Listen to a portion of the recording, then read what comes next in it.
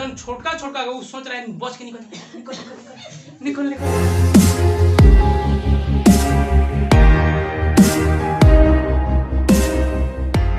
आज पढ़ेंगे हम लोग श्वसन तंत्र। क्या नाम है इसका? श्वसन तंत्र। श्वसन तंत्र होता है बहुत ही इंपॉर्टेंट चैप्टर है, हमेशा इसके सवाल आते रहते हैं। तो श्वसन तंत्र, तो सबसे पहले देखते हैं श्वसन। श्वसन है जी सांस लेना और सांस छोड़ना। तो श्वसन देखते हैं कि कैसी प्रक्रिया है। श्वसन एक प्रक्रिया है औपचारिक क्रिया। औपचारिक क्रिया का मतलब होता है जिसमें एक बड़ा सा अणु छोटे छोटे अणुओं में टूटता है। औपचारिक क्रिया जिसमें एक बड़ा अणु छोटे छोटे अणुओं में क्या होता है, टूट जाता है, और इस टूटने के प्रोसेस में बहुत सारा ऊर्जा मुक्त होता है। बहुत सारा ऊर्जा क्या होता है, निकलता है। तो याद रखना है कि श्वसन है एक औपचारिक क्रिया। उसके बाद ये ऑक्सीकरण प्रक्रिया है। कौन प्रक्रिया? ऑक्सीकरण। ऑक्सीकरण प्रक्रिया का मतलब है कि ऑक्सीजन हम लोग अंदर लेते हैं, ऑक्सीजन के माध्यम से कोई टूटता है। जैसे ग्लूकोज होता है, अब ग्लूकोज को ऑक्सीजन मिलता है और ऑक्सीजन को साथ अभिक्रिया करके टूटता है, तो ऑक्सीजन का जुटना ऑक्सीकरण कहलाता है। श्वसन एक ऑक्सीकरण प्रक्रिया है और श्वसन से हमको ऊर्जा मिलता है और ऊष्मा मिलता है। साथ ही साथ H2 और CO2 यानी जल और कार्बन डाइऑक्साइड गैस का भी उत्पादन होता है। तो ये हो गया और श्वसन के बारे में। अब देखते हैं कि श्वसन अंग का चीज है। हम लोग सांस किस चीज से लेते हैं, हम लोग ऑक्सीजन को चीज से ग्रहण करते हैं। तो श्वसन अंग में ये कभी नहीं सोचना है कि नाक ही हमारा श्वसन अंग है। लोग कहते हैं ना नाक से सांस लेते हैं, श्वसन अंग होगा तो नाक मुंह का बहुत से भी तो ले सकते हैं, ये भी तो श्वसन अंग हो गया है। तो ध्यान देना है कि तो हम बात कर रहे थे श्वसन अंग की, तो याद रखना है कि ना ही हमारा मुंह श्वसन अंग है ना ही हमारा नाक श्वसन अंग है। दोनों में से कोई श्वसन अंग नहीं है। इसको कहेगा नाक श्वसन अंग है। तो भाई नाक का श्वसन अंग, नाक से सांस ले लिया और नाक बंद कर दिए तो मुंह से भी तो सांस ले रहे हैं, तो दोनों में से कोई श्वसन अंग नहीं है। तो हम लोग का श्वसन अंग आखिर है क्या जी? तो हम लोग का श्वसन अंग है फेफड़ा। याद रखना है स्तनपायी। स्तनपायी मतलब जो अपने बच्चों को दूध पिलाते हैं, बच्चों को जन्म देने के बाद क्या करते हैं, बच्चे को दूध पिलाते हैं, और उनका श्वसन अंग है फेफड़ा। सच में ऑक्सीजन को फेफड़ा ही ग्रहण करता है। तो स्तनपायी यानी हम लोग स्तनपायी हैं। क्या करते हैं, क्या है, स्तनपायी। हम लोग मनुष्य हैं, स्तनपायी है। तो हम लोग अपने बच्चों को दूध पिलाते हैं और हम लोग का श्वसन अंग बचेगा फेफड़ा। दूसरा है कीट पतंग, जो कीड़े मकोड़े होते हैं, कीट होता है, जिसे कीट में होगा तिलचट्टा हो गया, कॉकरोच हो गया, ग्रास हॉपर हो गया। ये सब देह पर देखने वो लंबा सा इस तरह रहता है, जिसको श्वास नली कहा जाता है। श्वास नली या ट्रेकिया, वो डायरेक्ट ट्रेकिया से सांस ले लेता है। वो सबको आंख क्या बोलते हैं उसको, नाक को फेफड़ा को कोनो जरूरत नहीं पड़ता है, वो डायरेक्ट ट्रेकिया से क्या कर लेगा, सांस ले लेगा। तो कीट पतंग का हो गया मतलब श्वसन कौन हो गया, ट्रेकिया या श्वास नली। उसके बाद आते हैं एक कोशिकीय जीव। एक कोशिकीय जीव जैसे हो गए अमीबा या पैरामीशियम। तो ये कोशिकीय जीव का कोई खास अंग होता ही नहीं, एक ही कोशिका है। एक कोशिका में नाक मुंह ऊपर वाला किधर बना दे, नाक बनाएंगे, आंख बनाएंगे, फेफड़ा बनाएंगे।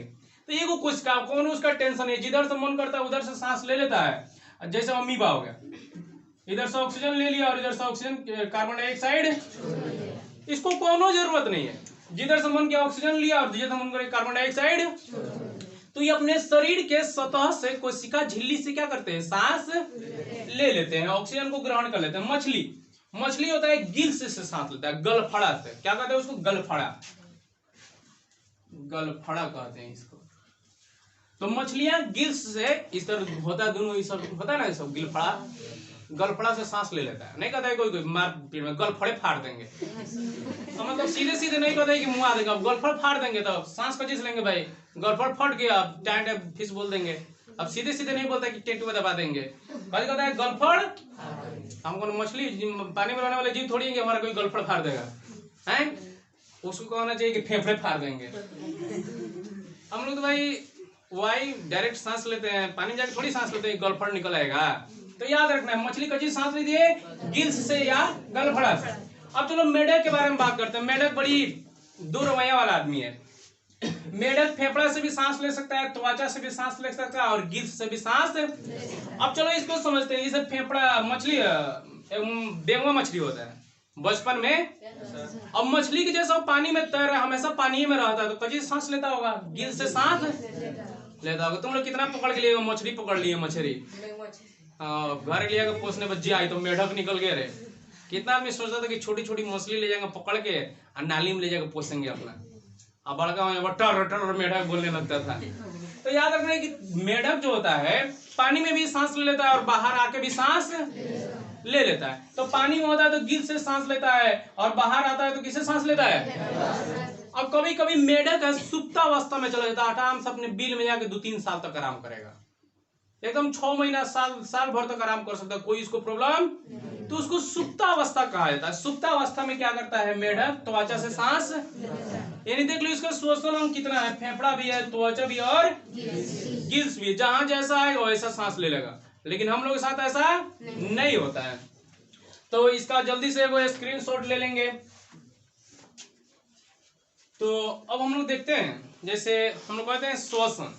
श्वसन से हम लोग सिंपली केवल समझ लेते हैं कि सांस लेना, सांस लेना। अब उसमें सांस लेना ही सम्मिलित नहीं है, सांस छोड़ना भी सम्मिलित। अब कहते हैं श्वसन क्रिया करे, खाली सांस ले लीजिए, सांस छोड़ना होना नहीं है, अंदर ही आदमी मर जाएगा, मर जाएगा नहीं। तो श्वसन क्रिया में ये भी सम्मिलित है कि सांस हम लोग अंदर लेंगे हवा को और फिर बाहर छोड़ेंगे, दोनों मिलके। तो जब अंदर हम लोग सांस लेते हैं, अंदर हवा लेते हैं, अंदर हवा लेते हैं, तो अंदर जो हवा लेते हैं उसको कहा जाता है प्रश्वास। क्या कहा जाता है, प्रश्वास कहा जाता है। जब हम लोग बाहर हवा को छोड़ते हैं, बाहर हवा छोड़ते हैं, तो जब बाहर हवा छोड़ते हैं उसको कहा जाता है उच्छ्वास। इंग्लिश में कहा जाता है इनस्पिरेशन। जैसे रिस्पिरेशन हम लोग पढ़ रहे हैं, अब इन क्या हुआ, इन, और ये क्या हुआ, एक्स, ये क्या हुआ, एक्स। इन मतलब अंदर गया, एक्स मतलब बाहर निकला। तो ये इंस्पिरेशन और ये एक्सपिरेशन। इंग्लिश मीडियम वाले बच्चों को ज्यादा प्रॉब्लम नहीं होता है, हिंदी मीडियम वाले बच्चों को थोड़ा सा प्रॉब्लम होगा। प्रश्वास क्या है, और ये उच्छ्वास, और दोनों को मिलकर हम कहते हैं श्वासोच्छ्वास, ब्रीदिंग, श्वासोच्छ्वास कहते हैं। श्वासोच्छ्वास मतलब इसमें सांस लेना भी सम्मिलित है और सांस छोड़ना भी सम्मिलित है। तो अब देखते हैं, जैसे वायुमंडल में 78% नाइट्रोजन गैस होता है, 78% नाइट्रोजन गैस, ऑक्सीजन गैस होता है 21% और कार्बन डाइऑक्साइड होता है 0.03%। इसी के रेशियो में होते हैं गैस, 78% नाइट्रोजन, 21% ऑक्सीजन गैस और 0.03% कार्बन डाइऑक्साइड। तो हम लोग ये थोड़ी करते हैं कि डायरेक्ट ऑक्सीजन में ले लेकर ऑक्सीजन वाह वाह वाह तोरे के लिए खाली, ऐसा थोड़ी है। हम लोग सारा गैस को क्या करते हैं अंदर, हमको ना कोई मशीन थोड़ी है कि ऑक्सीजन को अलग है, तू अलग जो अलग जो जो जो तू हमारे बिरादरी के ना है, भोज खाने जाता है तो कोई उठा कोई तो हमारा जात के ना है। तो ऐसा नहीं है। ये क्या करता है कि नाइट्रोजन गैस, ऑक्सीजन गैस और कार्बन डाइऑक्साइड सबको, सब जाति को लेके कहां तक, फेफड़ा तक, सबको सांस ले कहां तक पहुंचा दिया, फेफड़ा तक पहुंचा दिया। अब 78% नाइट्रोजन वो भी घुस गया संगे संगे, 21% ऑक्सीजन, तो ऑक्सीजन जरूरी था, ऑक्सीजन चली गया, कार्बन डाइऑक्साइड भी क्या हो गया। अब क्या होता है कि जब ऑक्सीजन चला गया हमारे फेफड़ों में, यहां से हम सांस लिए नाक से, ये हमारा नाक है, गुलाबी नाक है, इधर से आया और ये ट्रैकिया है, आगे चल के हम लोग पढ़ेंगे ट्रैकिया आया और दोनों हिस्सा में क्या हो गया, बढ़ के आ गया फेफड़ा में। अब फेफड़ा में जैसे ही पहुंचा वहां पर रख उसका इंतजार करे, हाँ आ गई अच्छा अच्छा अच्छा, बोरा भर भर के पकड़ लेगा सब। अब केवल ऑक्सीजन को पकड़ेगा, किसको पकड़ेगा, ऑक्सीजन को, केवल ऑक्सीजन को पकड़ेगा और सब गैस को छोड़ देगा। ऑक्सीजन को पकड़ा खून, और रक्त में होता है हीमोग्लोबिन, हीमोग्लोबिन क्या कर लिया, ऑक्सीजन को पकड़ लिया, ऑक्सीजन को पकड़ के ले जाकर सारा कोशिका को दे दिया, कर लो जल्दी ऑक्सीजन, सबको ऑक्सीजन बांट दिया। अब सबको अपना खाना बनाने में जुट गया। अब क्या होता है, जो पहले से ऑक्सीजन पहुंचा दिया था वो तो कार्बन डाइऑक्साइड में बन चुका है, अब वहां से ऑक्सीजन दिया, मान लो कि इस तरह ऑक्सीजन फेंक दिया, इस तरह ऑक्सीजन क्या कर दिया, दे दिया, आका के जो तुम लोग का कचरा है जल्दी जल्दी दो, हमको जाना है, जल्दी जो, और जितना भी कार्बन डाइऑक्साइड होता है उसको लेके बाहर, अब उसको लेता है फिर आ जाता है यहाँ पे, और जैसे भी यहाँ आता है दे देता है इसको, फिर कार्बन डाइऑक्साइड क्या होता है बाहर। अब देखो नाइट्रोजन का शरीर में हमारे कोई इस्तेमाल नहीं है, तो नाइट्रोजन का इस्तेमाल नहीं, कोई उपयोग नहीं हुआ, 78% गया, 78% क्या हो गया, निकल गया। अब देखो 78% इन हो रहा था, 78% आउट हो गया। हम लोग जब सांस छोड़े, सांस लेकर 78% इसमें नाइट्रोजन है, याद रखना है कि 78% लिए तो 78% क्या कर दिए, कोई इसमें मतलब हम नाइट्रोजन का कच्ची इस्तेमाल करेंगे भाई, हम भोज बिहार में गए खाने के लिए, हम शाकाहारी है, कोई हमको मांसाहारी ला के दे दिया, हम खाएंगे, बिल्कुल भी नहीं खाएंगे, उसी तरह जिस तरह आया उस तरह कचरा में चला जाएगा। तो नाइट्रोजन लिए, नाइट्रोजन का कोई मतलब हमारे काम नहीं है, नाइट्रोजन निकल गया। अब ध्यान देते हैं 21% हम ऑक्सीजन गैस लिए थे, लेकिन अब कितना हो गया 17%। 4% हमारा शरीर क्या कर लिया, इस्तेमाल कर लिया। याद रखना है 4% ऑक्सीजन हमारा शरीर क्या कर लेता है, पूरा 21 का 21% इस्तेमाल नहीं किया है, सिर्फ 4%। कितना परसेंट, 4% इस्तेमाल किया। और जो करते हैं फिर 17% क्या हो गया, निकल गया। लेकिन अब ध्यान देना कि 4% ऑक्सीजन इस्तेमाल हुआ तो 4% कार्बन डाइऑक्साइड भी तो बनेगा। अब ऑक्सीजन इस्तेमाल हुआ ग्लूकोज तोड़ने में, अब ग्लूकोज तोड़ने के कार्बन डाइऑक्साइड बना, 4% ऑक्सीजन गया तो 4% कार्बन डाइऑक्साइड आना चाहिए। अब क्या हुआ 0.03% हम लोग कार्बन डाइऑक्साइड लिए थे, अब ये बदल गया लगभग 4%, 4.6% होता है, लेकिन हम लोग इसको लगभग 4% के मान सकते हैं। तो हम लोग जो सांस छोड़ते हैं उसमें 4.6% कार्बन डाइऑक्साइड होता है। याद रखना है 4 का अंतर रहता है इसमें, 4% ऑक्सीजन गया तो 4% ऑक्सीजन कार्बन डाइऑक्साइड आ गया, मतलब एकदम बैलेंस है। 4% ऑक्सीजन गया तो कहां गया, कार्बन डाइऑक्साइड बनाने में गया। 4% ऑक्सीजन इधर खत्म हुआ, 4% ऑक्सीजन इधर क्या हो गया, कार्बन डाइऑक्साइड बढ़ गया। तो ये याद रखना है कि हम लोग जब सांस लेते हैं उसको प्रश्वास कहते हैं, सांस छोड़ते हैं उसको उच्छ्वास कहते हैं, और दोनों को मिलकर श्वास कहा जाता है, ब्रीदिंग कहा जाता है। तो श्वसन क्रिया में दोनों सम्मिलित है, सांस लेना भी और सांस छोड़ना भी। ये नहीं समझ लेना कि केवल सांस से लेना, सांस ले लेना नाक के बंद कर देगा, अब जा श्वसन कर लिया बोली। तो इसका जल्दी से एक स्क्रीनशॉट ले लीजिए, लो आप लोग भी ले लीजिए लो।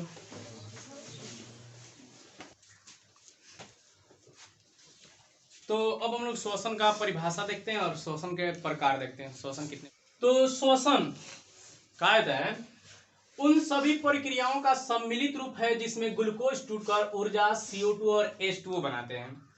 ग्लूकोज कह रहे हैं श्वसन उन सभी प्रक्रियाओं को, श्वसन में बहुत सारे प्रक्रिया सम्मिलित है, उन सभी प्रक्रियाओं का सम्मिलित रूप है जिसमें ग्लूकोज टूटता है और इससे कार्बन डाइऑक्साइड, जल और ऊर्जा बनता है, यही श्वसन है। और श्वसन का डेफिनेशन पूछे तो यही बता देंगे, श्वसन उन सभी प्रक्रियाओं का सम्मिलित रूप है जिसमें ग्लूकोज और टूटता है और उससे कार्बन डाइऑक्साइड, जल और ऊर्जा का निर्माण होता है। That's all.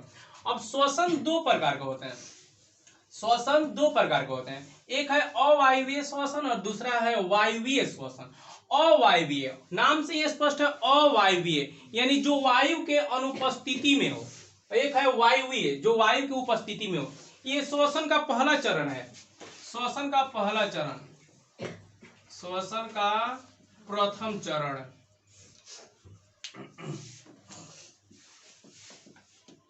और ये श्वसन का द्वितीय चरण है।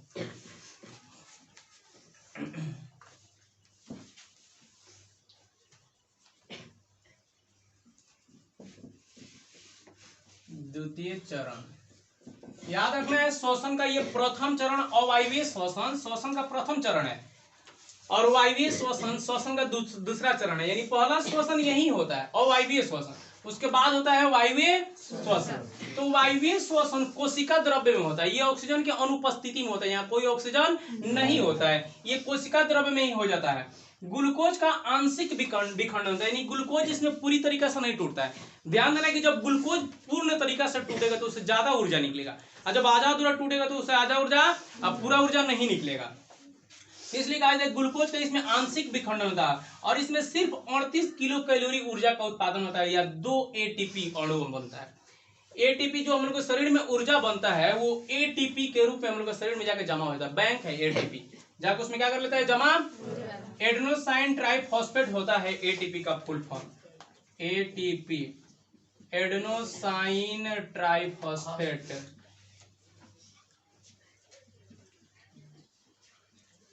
Adenosine triphosphate. तो याद रखना है कि अवायवीय श्वसन में 38 किलो कैलोरी ऊर्जा बनेगा या 2 ATP अणु बनेगा।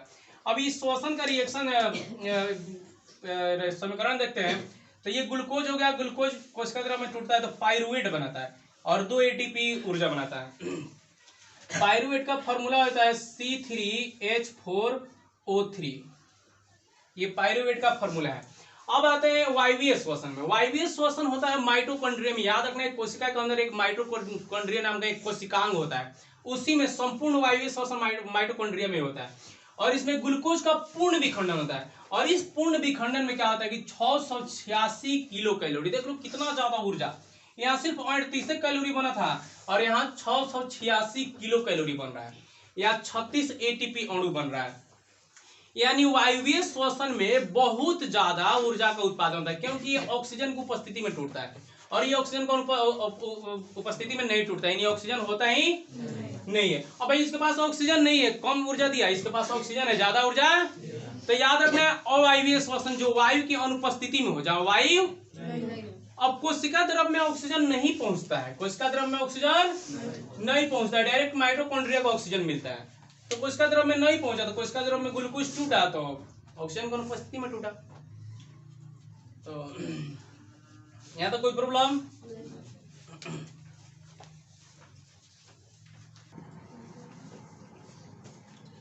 तो अब देखते हैं, जैसे वायवीय श्वसन में 686 किलो कैलोरी ऊर्जा मिला था और अवायवीय श्वसन में 38 किलो कैलोरी। तो इस प्रकार टोटल श्वसन में, दोनों श्वसन के ही रूप है, वायवीय श्वसन और अवायवीय श्वसन दोनों श्वसन का ही, ये पहला चरण है, ये दूसरा चरण है, पहले ये होता है उसके बाद ये होता है। तो दोनों में 686 किलो कैलोरी वायवीय श्वसन निकला और 38 किलो कैलोरी अवायवीय श्वसन निकला।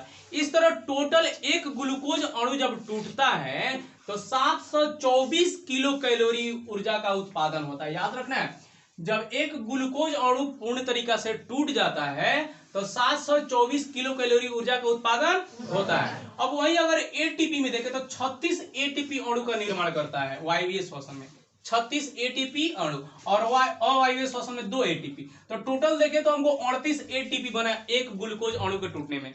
यानी पूछता है कभी कभी कि श्वसन की पूर्ण प्रक्रिया में कितना एटीपी अणु बनता है, तो 38 एटीपी अणु बनता है, या कितना किलो कैलोरी टोटल ऊष्मा का ऊर्जा का उत्पादन होता है, तो 724 किलो कैलोरी। और ये जो 724 किलो कैलोरी ऊर्जा निकला, ये टोटल हम लोग ऊर्जा शरीर में नहीं चला जाता है। हम लोग का शरीर का जो गर्मी होता है, गर्मी, हम लोग का शरीर हमेशा गर्म रहता है, ठंडा हो जाएंगे तो मर जाएंगे। देखते हो इंसान मरने के बाद उसका शरीर ठंडा हो जाता है, लोग टोटो को देखते हैं, वाह कितना ठंडा आ गया है। अब मरने वाला होता है तो एकदम सब तरवा में हाथ में कितना मालिश कर देता है, लोग गर्म कर देता है, मल के मलाया ना, तो मरने से बचा लिया जाता है। तो देखो इस ऊर्जा का 20%, ये जितना भी ऊर्जा बना इसका 20% हमारे शरीर में चेंज हो जाता है ऊष्मा ऊर्जा में। यानी इस जितना भी एनर्जी हुआ, ऊर्जा हुआ, इसका 20% हम लोग देह में गर्मी बनाने में चला जाता है। अभी देखो सबका देह गर्म है, सबका देह मतलब एकदम गर्म है। क्यों गर्म है? क्योंकि ये जो ऊर्जा टूट रहा है उसका 20% ऊष्मा ऊर्जा में बदल जा रहा है। किसी किसी का कुछ ज्यादा नहीं, 30% ऊष्मा ऊर्जा बदल जाता है। हमेशा कहता आजा लड़ने, आजा आजा। किसी किसी का 30% बदल जाता होगा, किसी किसी का 50% बदल जाता होगा। जरा जरा के कितना गर्मी कर लेता होगा। हाँ 50% जिसका हो गया, बाप रे बाप, तो सब चलती फिरती आग के समान है। इसलिए तुमको कह दिया गया ये तो चलती फिरती आग के समान है, पता नहीं कहाँ आग लगाएगा। हाँ बारूद है।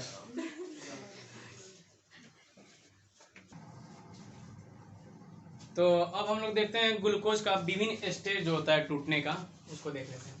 तो सबसे पहले तो ग्लूकोज कोशिका द्रव में जाके पाइरुवेट में टूटता है। इसको कभी कभी पाइरुविक एसिड भी कहा जाता है, याद रखना है। और पाइरुवेट का फॉर्मूला अभी बताया ना, C3H4 और O3। अब क्या होता है कि एक ग्लूकोज अणु 2 पाइरुवेट अणु में क्या होता है, अब ग्लूकोज में 6 कार्बन होता है, ग्लूकोज में 6 कार्बन होता है ना। अब ये 3 कार्बन वाला में टूट जाता है, C3 और C3, यानी 2 एक ग्लूकोज अणु 2 पाइरुवेट अणु क्या कर देता है, बना देता है। तो ग्लूकोज टूट गया पाइरुवेट में। अब पाइरुवेट का मतलब विभिन्न जगहों पर विभिन्न जीवों में कैसे विखंडन होता है, टूटता है, इसको ध्यान से रखेंगे। ईस्ट में ऑक्सीजन की अनुपस्थिति में, ईस्ट एक जीव है, ईस्ट में ऑक्सीजन की अनुपस्थिति में इथेनॉल प्लस CO2 में बनता है। पाइरुवेट किसमें बदल जाता है, ऑक्सीजन की अनुपस्थिति में। ऑक्सीजन की अनुपस्थिति का मतलब वहां ऑक्सीजन बिल्कुल भी नहीं है, ऑक्सीजन नहीं है, तो इथेनॉल प्लस CO2। इथेनॉल वही सुबोधवा को कहते हैं शराब। इथेनॉल क्या है, एक तरह का शराब है, ग्रेन अल्कोहल, जो अनाज से बनाया जाता है, वो वाला शराब। अब देखो क्या होता है, इथेनॉल और CO2 में बन गया पाइरुवेट ईस्ट में ऑक्सीजन की अनुपस्थिति में। अब क्या होता है कि 13% से अगर अधिक बन गया इथेनॉल, तो ईस्ट खुद ही अपने शराब के नशा में मर जाता है। ईस्ट क्या करेगा, अगर 13% से ज्यादा इथेनॉल बन गया तो ईस्ट खुद ही के शराब से क्या हो जाएगा, खुद शराब बनाए और खुद ही क्या हो जाएगा, नहीं होता है, कभी कभी फ्री का तुम लोग को कुछ चीज मिले तो इतना ज्यादा खा लेता है, घर आके बड़ा डॉक करते रहता है। हाँ, बारात में जाता है खूब ठूस ठूस के खा लेता है, फ्री के है समय समय जो गए बाकी बड़ी लिया लिया एक चलावन और लिया। हाँ, आदमी जैसा थोड़ी खाता है लोग, अरे माल जाल बन जाता है लोग, गाय भैंस बन जाता है लोग। बेटिया का नहीं इज्जत समझता है लोग कि कोई घर जाएगा तो 2 मेहमान खाया बिना चल जाएगा, सब नींबू गड़गड़ के खाता है, सब पच जाएगा। सलाद बनाता है कुछ नहीं मांगते, खाली नींबू है, नींबू कटे ऐसा नहीं, नींबू दाना मर देगा, सलाद में प्याज खाली डाल देता रहो, नींबू नींबू में दोनों अंदर जाके पचेगा, अब जाके थोड़ा पचा देता है खाना होना। अब 13% क्या होता है, 13% से ज्यादा इथेनॉल बना, बस खुद शराब में डूब के मर गया वो, क्या हो गया। अब चलो बात है माइटोकॉन्ड्रिया में। माइटोकॉन्ड्रिया जो हम लोग शरीर की कोशिका में होता है, ऑक्सीजन की उपस्थिति में CO2 H2 और ऊर्जा में बदलता है, कौन, पायरुवेट। अब आता है पेशियों में। पेशियों में हम लोग का ये जो पेशी होता है ना, पेशी मांसपेशियां, अब उसमें ऑक्सीजन के अभाव में, ध्यान देना, ऑक्सीजन की अनुपस्थिति में नहीं, अभाव में। अभाव का मतलब होता है तनिक कम मिल रहा है, कहा जाता है अभाव में ही भाव जगता है, अभाव मतलब तनिक कम मिले। तो ऑक्सीजन के अभाव में मतलब पूरा ऑक्सीजन जितना चाहिए उतना ऑक्सीजन नहीं मिल रहा है, तो क्या होगा, लैक्टिक अम्ल बन जाएगा। पायरुवेट किस में बदल जाएगा, लैक्टिक अम्ल में। ये जब लैक्टिक अम्ल हमारे शरीर में बन जाता है तो हमारा शरीर बड़ी दुखाने लगता है, बड़ी देह दर्द होता है, टेटाता है, बड़ा देह टेटाता, बाप रे बाप। कहीं एक दिन जाके फील्ड में एक दिन दौड़ लेता है लोग, नशा रहता है, एक दिन जाके 2-4 को आर्मी में आ गया लोग, दौड़ने उन्हें जा रहा है लोग, तो 2 दिन जाके दौड़ लेगा लोग।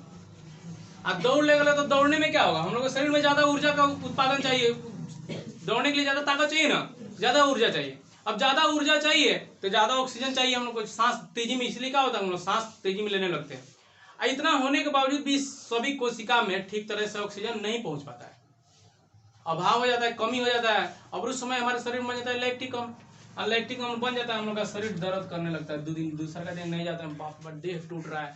अब इतना ज्यादा देह में लैक्टिक अम्ल बना लिए हैं, देह दुखाएगा ही, तो 2 दिन का छाम छुम रहता है, 2 दिन खूब दौड़ा, सब आर्मी बन जाएंगे, कहाँ रे बंदूक लिया रे, देशभक्ति गाना बजाते 2-4 आदमी धड़ धड़ धड़ धड़ धड़ आए नहीं।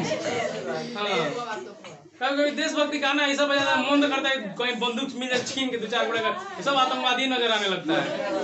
हाँ, जब धड़ धड़ाइए नहीं होगी तो लैक्टिक अम्ल में क्या हो जाता है, परिवर्तित हो जाता है। इसलिए याद रखना है कि ज्यादा दौड़ने ओड़ने पर इसलिए शरीर दर्द होता है, चाहे शरीर में क्रैम्प होने लगता है, शरीर जकड़ जाता है, नहीं होता है, जकड़ जाता है, ऐसा ऐसा छोड़ाने पड़ा है तुम्हें, अंगुरिया हो जाता है, सब बाधा लग गई है। हाँ, ऐसा ऐसा हो जाता है, लैक्टिक अम्ल बनने की वजह से होता है, ठीक है। शरीर में तुम लोग बाधा लगा, कभी इस तरह अकड़ जाता है, जकड़ जाता है, इस तरह किसी हो जाता है, इस तरह हो जाता है, हमको भी हो गया था। तो ये सब लैक्टिक अम्ल के ही वजह से होता है, ठीक है। अति हर जगह वर्जित है, ज्यादा अति कीजिएगा तो नाश हो जाएगा। अब देखो, अब कहा गया अति सर्वत्र वर्ज्यते, संस्कृत का श्लोक है, कभी कभी निकल जाता है कि अति सब जगह वर्जित है। अब देखो, सीता जो थी अति सुंदर थी, अब उसकी सुंदरता की वजह से रामायण खड़ी आ गया। द्रौपदी का ने कहा था अति सुंदर थी, अति सुंदर महाभारत हो गया। रामायण कह रहे हैं, रावण जो था अति घमंडी था, अति घमंडी था, ससुर मारा गया। इसलिए कहा जाता है कि अति को त्यागिए। अगर ज्यादा गुस्सा करते हैं, ज्यादा झगड़ालू हैं, तो ये सब क्या कीजिए, त्यागिए, नहीं तो आपका सर्वनाश बिल्कुल निश्चित है। तो श्वसन तंत्र, यानी हम लोग जानते हैं कि हम लोग स्तनपायी हैं, स्तनपायी का श्वसन तंत्र है फेफड़ा, श्वसन अंग है फेफड़ा। अब डायरेक्ट हम लोग फेफड़ा को थोड़ी ऑक्सीजन लेता है, डायरेक्ट पता है फेफड़ा आ गया, डायरेक्ट हवा यहीं से घुस जाना चाहिए। तो हवा यहाँ तक पहुंचाने के लिए, ऑक्सीजन को यहाँ तक पहुंचाने के लिए बहुत सारे अंग हमारी मदद करते हैं, और इन सारे अंगों को मिलाकर हम लोग कहते हैं श्वसन तंत्र। जो भी सांस लेने में हमारी मदद करता है उसको हम लोग श्वसन तंत्र कहते हैं। तो इसमें कौन कौन से अंग है उसको देखते हैं। सबसे पहले नासा छिद्र, जो दिख रहा है चिमनी मिल का 2 भूमा सबका, अरे नहीं दिख रहा है यहाँ पे, नासा छिद्र है, क्या है ये, इसे समझ जाता है। अब नाक के छेद भी कह सकता है तुम लोग, नासा छिद्र कहा है इसको, क्या कहते हैं? नासा। अब ये नासा छिद्र मतलब छेद, नासा नाक से संबंधित है, दुगभूमा। सबसे पहले नासा छिद्र, और उसके बाद होता है नासा कपाट। दो भाग में क्या होता है, ये बट जाता है। देखना यहाँ पे बहुत पतला हड्डी होता है, मुलायम हड्डी, नाक ऊपर हड्डी होता है। मारधार में लोग किसी को मार देता है ठाक से, बड़ी चोट लगता है, यही टूट जाता है, नाक पर चिपटा है, नेपाली जैसा बन जाता है, नाक के मारा ढाक, नाक का हड्डी नासा कपाट क्या हो गया, टूट गया। अब नासा कपाट है ससुर मुलायम, टूट गया, बस खून तो निकलेगा। अब बड़ी ज्यादा खतरनाक इसका चोट होता है, ठीक है, बड़ी चोट लगता है, बड़ी सेंसिटिव हड्डी होता है। तो किसी का मारधार में पूरा नाक से उसके चेहरे का मतलब जियोग्राफी बदल देता है। हाँ, हिमालय पर्वत है, हिमालय पर्वत को एकदम बना देता है, खाई बना देता है, एरियाना का खाई बना देता है। और उसके बाद है ग्रसनी। अब देखो क्या होता है, पहले नासा छिद्र होता है, नासा छिद्र में हवा चला गया अंदर, नासा कपाट दो भाग में अलग अलग क्या कर दिया। अब देखो नासा छिद्र में छोटे छोटे मुलायम मुलायम रोम होते हैं, रोम यानी बाल। अब ये क्या करता है कि हवा में जो भी धूल कण होता है उसको ये पकड़ लेता है, पकड़ के मतलब अंदर नहीं जाने देता है, कहता है कि गार्ड लगा रखा है, फेफड़ा जो बोला कि गार्ड है तुम्हारा, मेरा गार्ड है, ये गार्डिंग करते रहो, कोई धूल कण मेरे अंदर। अब ये गार्ड निकाल रख लिया। अब क्या होता है कि कोई बहुत पतले पतले महीन कण होता है जो गार्ड नहीं रोक पाता है, वो अंदर चल जाता है। तो हम लोग यहाँ पे ना म्यूकस बनता है, क्या बनता है, म्यूकस। म्यूकस यहाँ पोटा कहते हैं। अब यहाँ पे म्यूकस बन रहा है। अब क्या हुआ, ये जो गया हवा ना, अभी हवा गया, अब जो बड़ा बड़ा कण था उसको नाक का बाल क्या कर दिया, रोक लिया। और जो छोटका छोटका वो सोच रहा है बच के निकल निकल निकल निकल निकल, बस वो म्यूकस है, गीला गीला है, बस जाके चिपका लेते। हाँ कहाँ जाता रहो, पानी ना है कहाँ कहाँ, वो क्या कर लेता है, चिपका लिया। यानी पूरा हम लोग को शुद्ध हवा क्या चला गया अंदर, छोटका छोटका जो था वो म्यूकस चिपका लिया। अब 4-5 दिन में, 1 सप्ताह में जमा हो जाता था। हम लोग ये उंगली इस्तेमाल करते हैं, क्या कर देते हैं, अरे वो म्यूकस है जमा हो, तो हम लोग सीधे काम करता है, नकटी।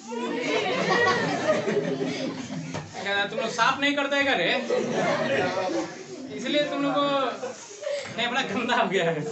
अब जा चल गया बस सीधे अंदर। तो ध्यान देना, म्यूकस क्या करे, छोटे छोटे कणों को चिपका लेते हैं। अब आगे बढ़ते हैं, ग्रसनी। अब ध्यान दो, हम लोग जो सांस लेते हैं और जो खाना खाते हैं ना, दोनों एक ही जगह जाकर मिलता है। दोनों यहाँ पे आके, यहाँ पे मतलब गर्दन थोड़ा सा ऊपर आके क्या होता है, दोनों एक ही जगह आके मिलता है। मान लो इधर से सांस गया, इधर से खाना गया, दोनों आके क्या हो गया यहाँ पे, और जहाँ पे मिलता है ना उसको ग्रसनी कहते हैं। क्या कहते हैं, ग्रसनी कहते हैं। अब देखो, ग्रसनी के पास एक होता है यंत्र, हम लोग का एक मशीन होता है जिसको एपिग्लॉटिस कहा जाता है। याद रखना, क्या कहता है, एपिग्लॉटिस। और एपिग्लॉटिस क्या करता है, ट्रेन घुमाने वाला एक होता है, हाई ट्रैक पर जा रहा है घुमा देता है, चल जाता है, हाई ट्रैक पर जा रहा है घुमा देता है। तो ये एपिग्लॉटिस क्या करता है कि बंद करता है। हम लोग सांस लेते हैं तो ये निगल द्वार को बंद कर देता है, खाना वाला क्या कर देता है, बंद कर देता है। अब खाना खाते हैं तो सांस वाला बंद कर देता है। अब मान लो कि खाना खाए, इधर से बने नहीं, वो ऊपर घुस गया, अब इसमें घुस गया, श्वास नली में चल गया, फेफड़े में चल गया। अब फेफड़े में जाके खाना पचेगा वही में छेद करके निकालेंगे, हाँ निकल निकल, बस दाल चावल निकलते रहे। तो क्या करता है कि ये मतलब एपिग्लॉटिस जो है, जब हम खाना खा रहे होते हैं, इधर से जा रहे हैं, मुंह से जा रहा होता है, तो इस श्वास नली को क्या कर देता है, बंद कर देता है। आज जब हम क्या कर रहे थे, सांस ले रहे होते हैं, तो इस द्वार को क्या कर देता है, ये बंद कर देता है। अब देखो कभी कभी होता क्या है, एपिग्लॉटिस का नाम क्या है, एपिग्लॉटिस, नाम याद रखना है, एपिग्लॉटिस। अब कभी कभी हम लोग खाना खा रहे होते हैं, खाना खाते हैं ना, सब कोई खाना खाता है। अब खाना खाते खाते कभी कभी किसी की यादों में खो जाते हैं, हम सोचेंगे तुम्हें इतना हमें मालूम न था, ऐसा होता है ना, तुम हमको इतना याद आओगे हमें मालूम। अब खाना खा रहे हैं, अब दिमाग कहीं और है, अब दिमाग कहीं और है। देखो चटोर मारेंगे सब पड़ा, अब देखो दिमाग हमारा कहीं और है, खाना हम क्या कर रहे हैं, अब दिमाग कहीं और है। अब दिमाग है ना, इसको ऑर्डर देगा तो कहेगा हेने मूड, हेने मूड। और दिमाग कहीं और है, क्या होता है कि कहता है ये सुथरा कहाँ जा रहा है, कहाँ जा रहा है, मतलब ये खाना आ रहा है कि हवा आ रहा है, किस द्वार को बंद करे, हई द्वारी बंद करे कि हई द्वारी। अब दिमाग तो कहीं और है, किसी की याद में खोया हुआ है। अब बताइए कहने बंद कर रहे, कहने बंद करे। अब दिमाग ऑर्डर, दिमाग अपने मस्ती में गुल है, बस कहता है खाना खा रहे थे बंद कर देता, हई दुआरी को बंद कर देता है। खाना वाली दुआरी क्या कर दिया, अभी चल गए कहाँ, श्वास नली में चला गया। अब श्वास नली में चल गया, अब फेफड़ा देखा, अरे अरे हवा की जगह कच्ची आ रहा है, अरे हवा कहाँ आ रहा है, इधर तो हवा आना चाहिए, ये कच्ची आ रहा है। अरे भाग भाग, सबको अपने पटीदार सुन के सब बुला लिया था, देख देख देख हमने के एरिया में घुस गया है, सारा पटीदार उसका मिल गया, भाग भाग जल्दी भाग, मोड़ी लेके दौड़ता है, बस खाना निकल के भागता है, भाग भाग। अब खाना निकल के भागता है, अब निकल के भागता है तो भाई कहने जने रास्ता मिले उन्हें भाग जाएगा, मुंह में निकल जाता है, नाकों में निकल जाता है, नहीं निकलता है, एक बार छराक से फेंकते हैं। अब भाग जाते हैं, अब भाग रहा है, जिन्हें रास्ता मिला होने से क्या हुआ, निकल गया। तो होता क्या है कि हम लोग कहते हैं ओहो सरल कौन हमें याद कर, याद रखना है कि हम लोग किसी को याद कर रहे थे, इसलिए दिमाग हमारा कंफ्यूज हो रहा था, पता नहीं कि कौन गेट बंद करें, किधर जाने वाला है। अब इसलिए हमारा इसलिए कहा जाता है खाते वक्त ज्यादा इधर उधर की बातें नहीं सोचना चाहिए, फिल्म भी नहीं जाएगी। किसी किसी का आदत होता है खाते रहता है, फिल्म देखते रहता है, मोट कटा जाता है, जीभ कटा जाता है, और जाना चाहिए ग्रास नली में चल जाता है, श्वास नली में। अब यही होता है छराक से फेंकते हैं सामने वाला के मुंह में।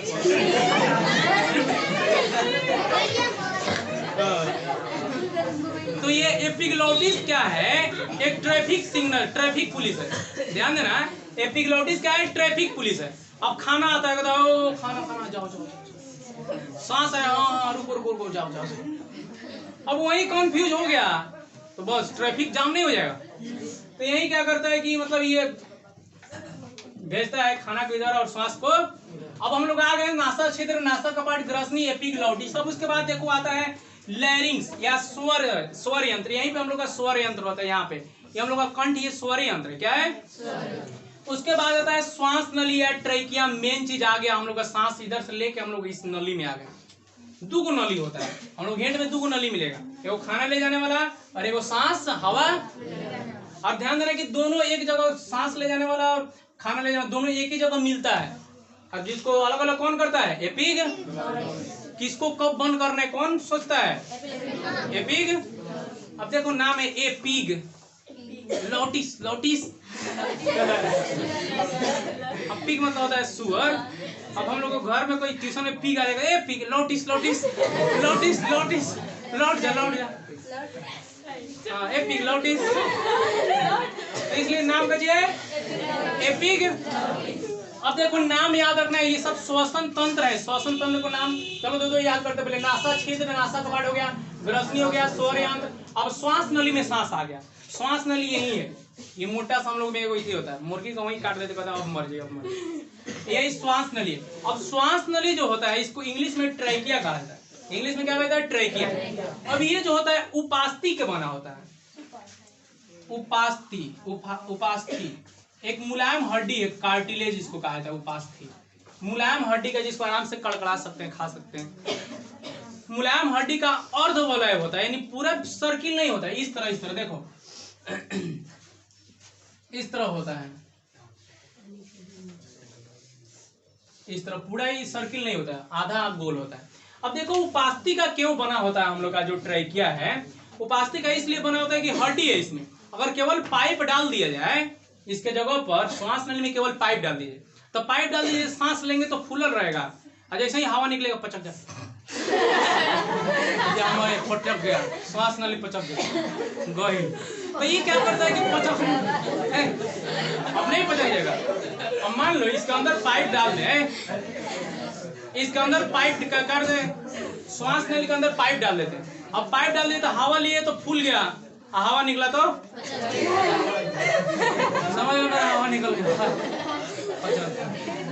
इस क्या करता है, जो याद रखना है इसका मेन पॉइंट, जो ये हमारा ट्रैकिया है चाहे श्वास नली है, उपास्थि का बना होता है। किसका बना होता है, उपास्थि का। और अपूर्ण वलय होता है, अपूर्ण वलय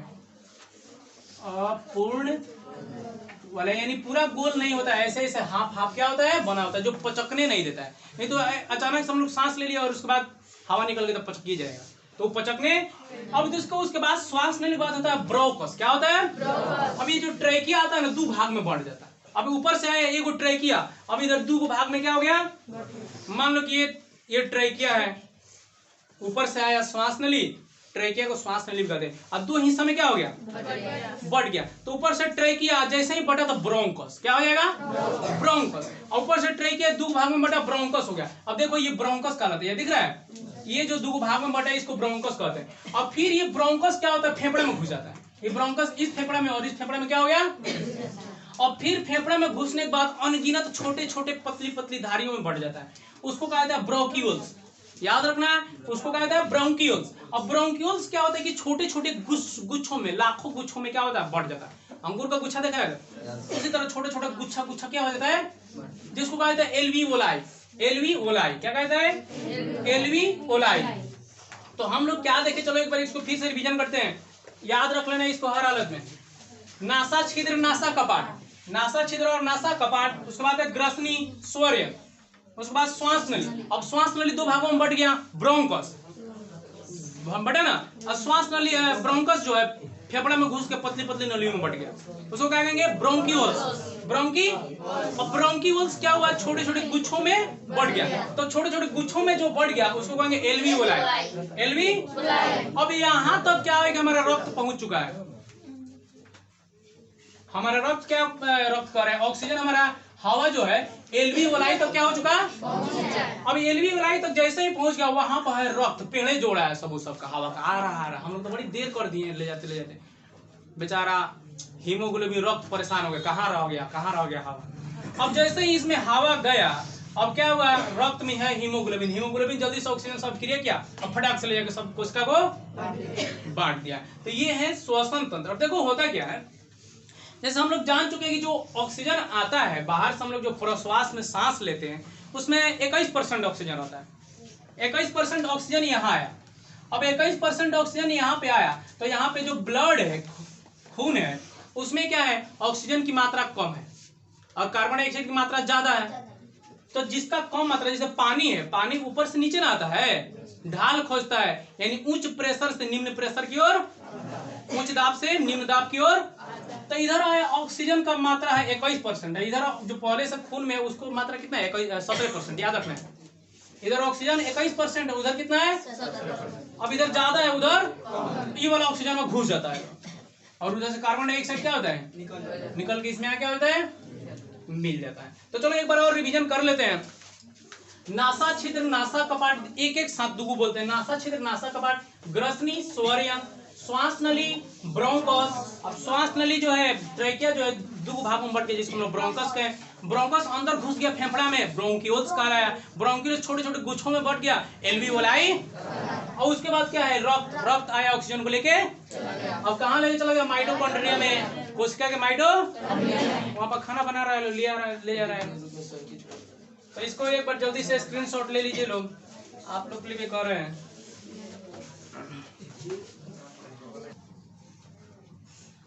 तो अब देखते हैं, हम लोग श्वसन तंत्र तो देख लिए सब अंगों के बारे में। एक अंग है हम लोग का डायफ्राम, हम लोग का नीचे रहता है ये डायफ्राम। डायफ्राम फेफड़ा के एकदम यहाँ पे रहता है, फेफड़ा के नीचे रहता है यहाँ पे डायफ्राम। और ये डायफ्राम जो है हम लोग का पाचन तंत्र और श्वसन तंत्र को अलग करता है। पाचन तंत्र यानी लाद पचौनी को अलग कर दिया और फेफड़ा उपड़ा करेजी वरेजी को सब अलग कर दिया। और श्वसन में डायफ्राम का बहुत ज्यादा महत्व है। डायफ्राम नहीं रहेगा तो हम लोग का श्वसन ऑटोमेटिकली हो ही नहीं पाएगा, प्राकृतिक तरीके से नहीं हो पाएगा। अब देखो क्या होता है, डायफ्राम जो कहता है हम लोग को छाती को दाब देता है, हम लोग का जो फेफड़ा होता है उसको दबा देता है। हवा निकालने के समय क्या कर देता है, और जब हवा लेते हैं हम लोग तो ये नीचे दब जाता है, नीचे दब जाए, जैसे हम लोग सांस ले। तो बता रहे थे डायफ्राम के बारे में। डायफ्राम जो होता है सांस लेने में बहुत ज़्यादा हम लोग का मदद करता है। जब हम लोग सांस खींचते हैं तो नीचे की ओर दब जाता है, फेफड़ा क्या होता है, फैल जाता है, जिससे ज़्यादा हवा क्या हो जाए, घुस जाए। और जब हम लोग सांस छोड़ते हैं तो ऊपर दाब के, ऊपर से फेफड़ा को दाब के सारा हवा क्या कर देता है। अगर डायफ्राम टूट जाए तो समझो कि दाबेगा और पचकाएगा कौन। तो हवा मतलब सांस लेने में क्या होता है, प्रॉब्लम होने। हम लोग क्या करते हैं, सांस लेते हैं, आर्मी उर्मी का जब बहाली वाली होता है तो लड़का सब सांस लेता है।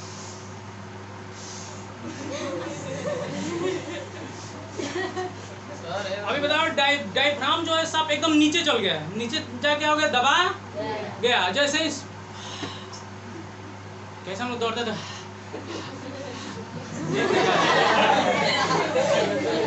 तो कैसे हम लोग मुंह से भी सांस लेते हैं, ज्यादा ऑक्सीजन की जरूरत होती है। क्या होता है, डायफ्राम अगर किसी का टूट जाए तो फेफड़ा को दबाएगा नहीं, पचकाएगा नहीं, तो सांस लेना मुश्किल हो जाता है। अब देखो क्या होता है, कभी कभी गर्भवती महिलाएं जो होती है उनका डायफ्राम तो पहले से ही दबा हुआ रहता है, निकल जाता है, पेट तो दबा हुआ रहता है, तो उनका मतलब फेफड़ा कैसे दबेगा। तो याद रखना है कि जो महिलाएं होती है, देखना कभी कभी इस तरह पकड़ के इस तरह पकड़ रहता है, देखा ना, इस तरह कमर पे इस तरह हाथ रख के, तो क्या होता है कि हमारा जो रिब्स है, पसलियां है, वो भी क्या होता है, दबता है और फैलता है। तो वो उस केस में महिलाएं, गर्भवती महिलाएं इस रिब्स का, अपने पसलियों का मदद लेती है, इसको दाबती है लोग।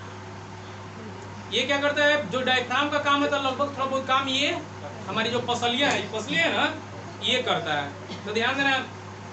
और हीमोग्लोबिन जो होता है, हमारे रक्त में जो हीमोग्लोबिन होता है, हम लोग लिया यहाँ तक ऑक्सीजन लिया थे, अब यहाँ रक्त है और रक्त में हीमोग्लोबिन। हीमोग्लोबिन की वजह से ही रक्त का रंग लाल होता है, याद रखना है। हीमोग्लोबिन की वजह से रक्त क्या होता है, लाल दिखाई। अब यहाँ पे गया जैसे ही ऑक्सीजन, अब ये क्या करता है, सब गैस को छोड़ देता है, नाइट्रोजन को छोड़ दिया, कार्बन डाइऑक्साइड को छोड़ दिया, केवल ऑक्सीजन बोला आजा आजा आजा मेरे पास आजा। और हीमोग्लोबिन क्या किया, ऑक्सीजन के साथ अभिक्रिया करके ऑक्सी हीमोग्लोबिन बना दिया। अब क्या, केवल ऑक्सीजन को पकड़ लिया, ऑक्सीजन को पकड़ के लेके अब सारा कोशिका को दे दिया, सारा ऑक्सीजन क्या कर दिया, दे दिया। फिर ऑक्सीजन जो दे दिया तो उससे कार्बन डाइऑक्साइड निकला, कार्बन डाइऑक्साइड ले लिया, यानी हीमोग्लोबिन अब कार्बन डाइऑक्साइड को साथ मिल गया, संयोग कर लिया और बनाता है कार्बोक्सी हीमोग्लोबिन। और कार्बोक्सी हीमोग्लोबिन यहाँ लिया था और फिर कार्बन डाइऑक्साइड दे देता है। मान लो कि यहाँ पे गया, सारा कोशिका को लिया के दे दिया, ऑक्सीजन ऑक्सी हीमोग्लोबिन जब सारा कोशिका को दे दिया और इसे कार्बोक्सी हीमोग्लोबिन लाया और फिर इसको दे दिया कार्बन डाइऑक्साइड। ये कार्बन डाइऑक्साइड फिर क्या हो गया, नाक द्वारा, अब मुंह से भी बाहर निकल सकता है, मुंह से नहीं सांस छोड़ते हैं। नहीं, रक्षात्मक महाभारत में होता है सारा उदिया देता है। तो याद रखना है, डायफ्राम जो होता है बहुत ज्यादा मदद करता है सांस लेने में।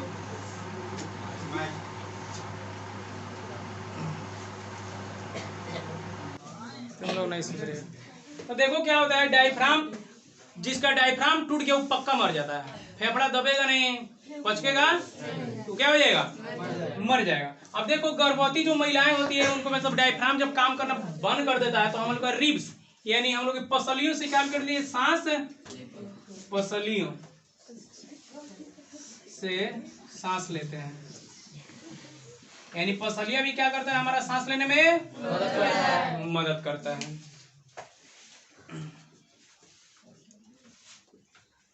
हम बात कर रहे थे ऑक्सीजन सिलेंडर के बारे में। देखो पहाड़ वार पर आदमी जब चढ़ता है तो ऊपर ऑक्सीजन का डेंसिटी कम हो जाता है, ऑक्सीजन का घना तो कम हो जाता है, मतलब सांस लेने में प्रॉब्लम होने लगता है।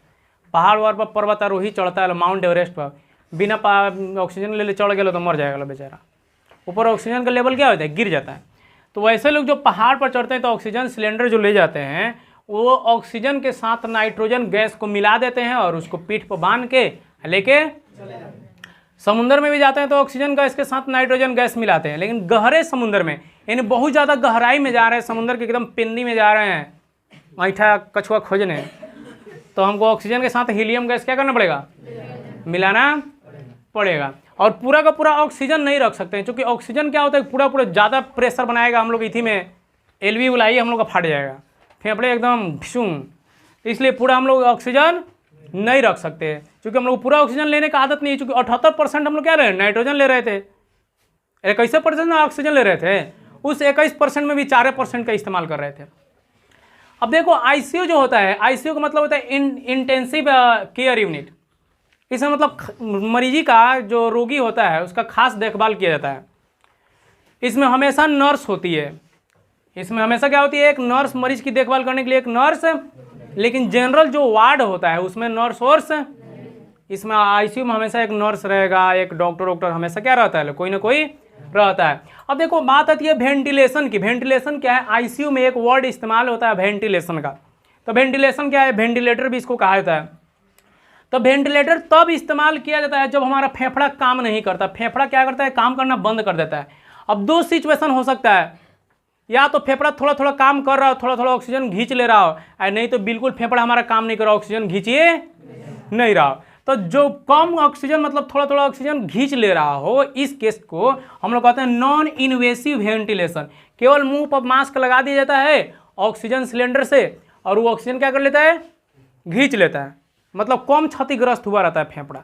लेकिन किसी किसी केस में क्या होता है कि फेफड़ा बिल्कुल काम ही नहीं करता है, बस सांस ही नहीं खींच रहा है, सांस नहीं खींच रहा, आदमी मर जाएगा कि नहीं, तो उसको क्या किया जाता है, उसको मैकेनिकल वेंटिलेशन पर रखा जाता है। और इसमें क्या किया जाता है, ये जो होता है ना हम लोग का इस तरह नाक होता है, ग्रास श्वास नली होता है, इसमें क्या कर दिया जाता है, नाक के रास्ते एक पाइप डाल दिया जाता है, ग्रास एकदम एक पाइप क्या कर दिया जाता है, डाल दिया जाता है, और प्रेशर से बाहर से प्रेशर से उसमें ऑक्सीजन, अब ये ऑक्सीजन आएगा दोनों फेफड़ों में क्या हो जाता है, चला जाता है, दोनों फेफड़े में क्या हो गया, चला गया, और फिर ऑक्सीजन वो कार्बन डाइऑक्साइड खींचता भी है। तो मैकेनिकल वेंटिलेशन अगर किसी को लग गया तो बहुत कम चांस होता है बचने का। और जो नॉन इन्वेसिव वेंटिलेशन होता है उसमें थोड़ा थोड़ा क्षतिग्रस्त हो रहता है, खींच लेता है, मुंह पर खाली मास्क लगा दिया जाता है। ज़्यादा सीरियस होता है तो मुंह के अंदर पाइप डाल के श्वास नली में बताया था ना, ट्रैकिया श्वास नली, उसमें पाइप डाल दिया जाता है और प्रेशर से ऑक्सीजन, तो उसमें क्या होता है कि शुद्ध ऑक्सीजन लगभग 99% ऑक्सीजन उसमें शुद्ध डाला जाता है, उसमें से थोड़ा सा ऑक्सीजन ले लेता है फेफड़ा और सबको इसी तरह छोड़ देता है। तो ये था हम लोग का श्वसन चैप्टर। आशा करते हैं सब किसी को समझ में आ गया होगा। और इस चैप्टर का जो PDF फाइल है वीडियो का डिस्क्रिप्शन बॉक्स में है, वहाँ से जाकर डाउनलोड कर सकते हैं। धन्यवाद, फिर मिलते हैं अगली नई वीडियो में।